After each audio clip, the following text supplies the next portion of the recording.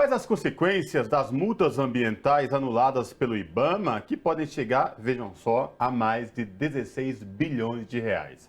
Despacho do presidente do órgão envolve autuações notificadas por edital, o que corresponde a 60% das 66 mil multas aplicadas entre 2008 e 2019. Para falar com a gente sobre essa questão, nós conversamos agora com Marina Silva, professora ambientalista e ex-ministra do Meio Ambiente. Olá, ministra Marina Silva, prazer recebê-la aqui no Revista Brasil TVT. Seja bem-vinda, tudo bem com a senhora? Tudo bem, graças a Deus. Ainda que seja um momento difícil, que a gente vê o tempo todo acontecendo essa falta de postura republicana por parte do governo em várias políticas públicas, mas no caso da política socioambiental, vai ao extremo.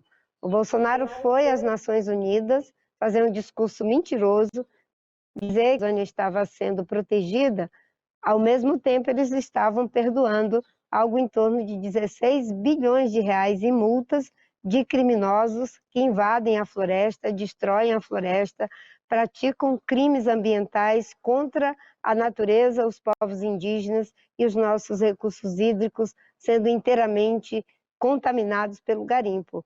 Ele foi à ONU dizer que tem política para as mulheres quando cortou em mais de 90% os recursos para políticas de proteção às mulheres para o combate à violência. Então, nós estamos vivendo uma situação mesmo muito difícil, aumento do desmatamento, aumento das queimadas, aumento da violência e desestruturação das políticas públicas. Ministro, justamente sobre essa questão, né? Eu trouxe esse assunto das multas na ordem de quase 16 bilhões de reais para fazer uma pergunta para a senhora. Isso é um reflexo dessa atual política ambiental do atual governo brasileiro? Porque de uns anos para cá, nunca o meio ambiente foi tão atacado, nunca os povos originários foram tanto atacados como vem sendo atualmente. Então, a minha pergunta vai nesse sentido. Isso é um reflexo dessa atual política do governo sobre a questão ambiental, ministra? Com certeza, são as consequências de um governo que decidiu ter como política para o meio ambiente não ter nenhuma política, que decidiu desestruturar tudo aquilo que ele encontrou, que foi construído ao longo de décadas. O sistema ambiental brasileiro foi criado ao longo de décadas, a legislação também. Alguns governos fizeram mais, outros fizeram menos, mas é a primeira vez que nós temos um governo que só destrói aquilo que ele encontrou. E o resultado é o enfraquecimento do IBAMA, o resultado é o enfraquecimento do INPE, do Instituto de Pesquisas Espaciais, que ele até exonerou o professor Ricardo Galvão, porque ele queria que o INPE escondesse os dados do desmatamento. E agora ele exonera as pessoas que fazem o dever, como fez o delegado Saraiva, que foi exonerado da condição de superintendente da Polícia Federal do Estado do Amazonas, porque fez uma operação e apreensão de madeira ilegal. E essa é a prática do Bolsonaro, né? Ele faz aquilo que é o jogo dos criminosos. Ele muda a lei, tenta mudar a lei para deixar a lei de acordo com o crime. Ele enfraquece as políticas para que os criminosos não tenham que ser criados, tira os técnicos e coloca militares que não conhecem a agenda ambiental para inviabilizar as ações de fiscalização, de comando e controle. Ele esvazia os órgãos de para que as unidades de conservação sejam invadidas pela grilagem. Bolsonaro, ele realmente é um demolidor do futuro. Ele não tem política pública, nem para a saúde, nem para a educação, ciências, direitos humanos e muito menos para combater as desigualdades sociais. Ministra, aproveitando que a senhora mencionou o INPE e toda a questão envolvendo o Galvão, como ele foi retirado dessa instituição, queria trazer um dado alarmante, né? Mais de 6 mil focos de incêndio foram detectados nesse último mês, nos 20 dias de setembro. Imagina, menos de um mês completo nesses últimos 20 dias no estado do Amazonas. Isso é um recorde. em um período de 24 anos, isso nunca tinha ocorrido em tamanha escala. Queria te perguntar agora exatamente sobre essa escalada do crime nessa região norte, que a senhora conhece muito bem, nascida nessa região norte, no estado do Acre. É uma legitimação do crime nessa região contra a natureza, contra os povos originários, estimulada pelo governo Bolsonaro, que leva a acontecer um número alarmante de mais de 6 mil focos de queimada nesse último mês? É uma combinação, desestruturação dos órgãos de fiscalização, monitoramento e gestão, o incentivo que o governo faz com o seu discurso antiambiental, a sinalização de vai regularizar essas áreas que foram invadidas de forma criminosa, isso cria um incentivo a mais ocupação. O estado do Amazonas é considerado um dos estados com menor impacto de desmatamento. É um dos tendo a maior corrida para grilagem e exploração ilegal de madeira. E isso em função do fato de o governo sinalizar de que vai mudar a legislação para fazer com que essas áreas ocupadas ilegalmente, elas sejam regularizadas e que os criminosos acabem recebendo um título definitivo de propriedade. Aliás, essa prática de regularizar áreas griladas, elas sempre vem acompanhada de um discurso de que se regularizar, então daqui para frente não vai mais ter problema. Isso já aconteceu em vários períodos da história, 2009, no governo Temer, aconteceu de novo, agora no governo Bolsonaro ele quer fazer de novo. E uma coisa muito injusta que acontece, os povos indígenas, eles para poder ter suas terras demarcadas na proposta, eles estão com o pedido de demarcação até a Constituição de 88. Para os que estão aqui há milhares de anos, só vai demarcar quem entrou com os processos até a Constituição de 88. Para os criminosos que invadem, eles poderão ter essas terras regularizadas até 2014. Veja o tamanho da injustiça. Para os indígenas é um peso.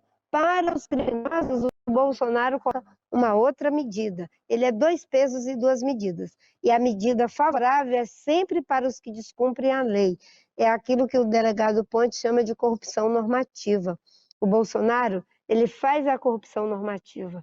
Ele muda a lei para que a lei fique de acordo com o crime, de combater o crime, para que o criminoso fique de acordo com a lei. Nota que isso, por si só, já faz com que as pessoas se sintam empoderadas para agredir os ambientalistas, para assassinar, como fizeram com o Dom e com o Bruno, para fazer os crimes bárbaros que eles fazem contra a população indígena nas regiões de maior tensionamento.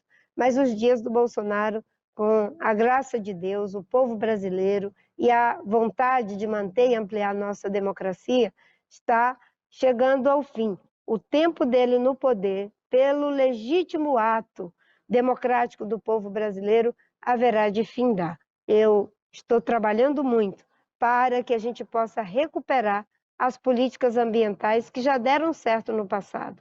Em 2003, quando eu fui ministra do Meio Ambiente, a convite do ex-presidente Lula, que, enfim, está aí à frente das pesquisas e, se Deus quiser, haverá de ganhar, nós fizemos políticas ambientais com o Plano de Prevenção e Controle do Desmatamento, que reduziram o desmatamento por quase uma década. Depois, a partir de 2012, voltou a ter aumento, com o governo Temer, aumento maior, e com o governo Bolsonaro, agora está tudo fora de controle.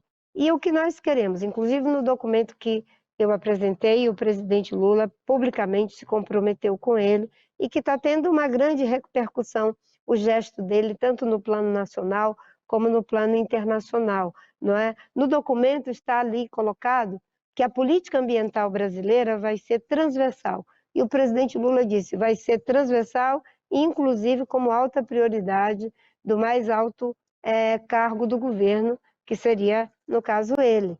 Essas diretrizes, antes de política ambiental transversal, fortalecimento do Sistema Nacional de Meio Ambiente, controle e participação social e desenvolvimento social, eram as diretrizes quais eu trabalhei de 2003 2008.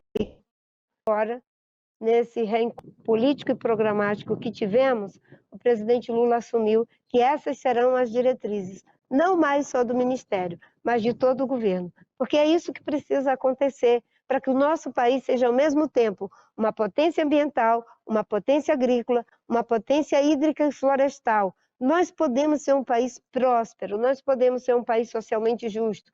Nós temos que ser, e haveremos de ser, um país politicamente democrático, mas também ambientalmente sustentável. É possível transitar um novo prosperidade, e é isso que me dá esperança. É um movimento de reconciliação do Brasil com a natureza, do Brasil com os povos indígenas, um momento de reparação também, das injustiças com os indígenas, das injustiças com o povo preto, das injustiças aqueles que vivem em situação de pobreza extrema. É lamentável, o Brasil voltou para ser um país que está no mapa da fome. É lamentável que nós tenhamos virado um pária ambiental depois de termos ficado durante tanto tempo sendo o país que deu a maior contribuição para a redução de perda de biodiversidade e para a redução de emissão de CO2. Ministra, nosso tempo já está chegando ao final, mas eu tenho que lhe fazer uma pergunta que eu considero muito importante. Assassinatos de indigenistas e defensores da Amazônia, queimadas, desmatamentos e, por fim, aí, assassinatos de indígenas. Ministra, qual o desafio do próximo governante com a agenda ambiental para que, de fato, tudo isso acabe? Olha, é fundamental que o governante esteja comprometido com essa questão que o presidente Lula falou, de que a política ambiental será transversal. Porque quando a política ambiental é apenas setorial, é o Ministério do Meio Ambiente correndo atrás do prejuízo dos outros setores do governo. Como uma política transversal, ela terá que estar espelhada no Ministério de Transporte, de Energia, de Relações Exteriores, em todos os setores. Isso é um passo muito importante. E um outro passo fundamental é dar consequência a essa diretriz, é recuperar o orçamento do IBAMA, do ICMBio, do Ministério, os militares que não entendem de meio ambiente e colocar os técnicos pessoas que são capazes, né, de fazer a pública da questão ambiental no Brasil. E, obviamente, que atuar algumas direções. Para que a gente possa desmatamento, a gente vai ter com a agenda de combate às atividades ilegais, mas também com ordenamento territorial e fundiário, que é fazer, inclusive, a destinação das áreas que têm floresta virgem, são 57 milhões de hectares, para unidade de conservação, terras indígenas, uso sustentável, não é? de áreas com manejo florestal, inclusive. E, ao mesmo tempo, ao tirar as coisas ilegais, colocar as coisas que podem ser feitas para gerar emprego, para gerar renda. Eu digo que na Amazônia nós temos espaço para o agronegócio de base sustentável, para a agricultura familiar, para o extrativismo, para o turismo e para a bioeconomia, que é uma das propostas igualmente relevantes com as quais nós haveremos de trabalhar para que a gente crie um novo ciclo de prosperidade no Brasil e na Amazônia. Muito obrigada. Conversamos com Marina Silva, que é professora ambientalista e ex-ministra do Meio Ambiente. Muito obrigada, ministra, pela sua participação conosco aqui hoje. Bom, nós tivemos um problema aí no final da fala da ex-ministra Marina Silva, falando especificamente do que estava acontecendo, da política ambiental e dos desafios do próximo presidente em relação à agenda ambiental.